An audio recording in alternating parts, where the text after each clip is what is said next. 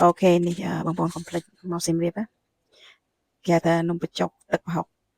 លើកទី1ឯងនិយាយដល់ញ៉ាំឯងតែប៉ុន្តែនៅពេញក៏មាននៅមានគ្រប់កន្លែងគាត់តែយើងអត់ដឹងកន្លែងញ៉ាំអញ្ចឹងគេថាសម្បូរបំផុតគឺនំបញ្ចុកទឹកប្រហុកនៅខាងសៀមរាបហ្នឹងគឺសម្បូរប៉ុន្តែ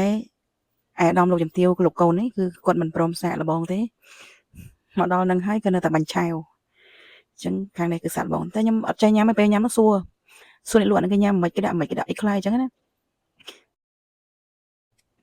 ហ្នឹងហើយអញ្ចឹងនៅកន្លែងនេះគេហៅផ្សារភូមិភាគហើយខ្ញុំសួរអ្នកលក់ថាកន្លែងហ្នឹងអង្គការឬក៏អង្គភាពអីមក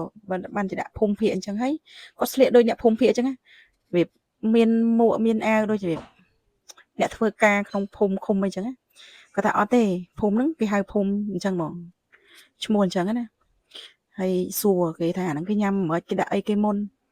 តែប៉ុន្តែដាក់គ្រឿងដូចតែនំបញ្ចុកយើងដែរហ្នឹងគាត់ថាគ្រឿងនោះប្លែកៗអញ្ចឹងណាហើយរសជាតិឆ្ងាញ់ដោយសារតែទី1គឺទឹកប្រហុកគាត់ធ្វើឆ្ងាញ់ហើយបើគ្រឿងពិសេសគឺមានទឹកប្រហុកបើគាត់ធ្វើទឹកប្រហុកឆ្ងាញ់ហើយនឹងនំបញ្ចុកសរសៃនំបញ្ចុកល្អសរសៃនំបញ្ចុកល្អមែនដោយសារសរសៃតូចដូចសឹងតែប៉ុនសរសៃកាទៀវហើយវាអត់ស្វិតហើយក៏វាអត់ផុយពេកឆ្ងាញ់គ្រាន់ថាហ្នឹងហើយសម្រាប់ខ្ញុំលើកទី1ខ្ញុំអត់សូវចេះញ៉ាំទេហើយនៅខាងមុខហ្នឹងក៏មានផ្លែលម៉ើគាត់លក់លម៉ើហ្នឹងក៏លម៉ើនៅខាងសៀមរាបដែរតែខ្ញុំអត់បានចាំចំការគាត់ឈ្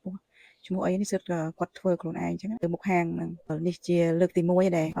បានញ៉ាំនំបញ្ចុកទឹកប្រហុកមកតែខ្មៅក៏ឃើញគេលក់ដែរចាំមើលខ្ញុំនឹងព្យាយាមរកកន្លែងញ៉ាំ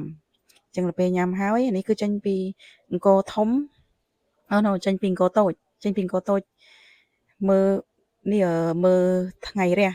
នេះចេញពីអង្គរតូចមកញ៉ាំនំបញ្ចុកហើយគឺត្រឡប់ទៅសន្តាគារវិញ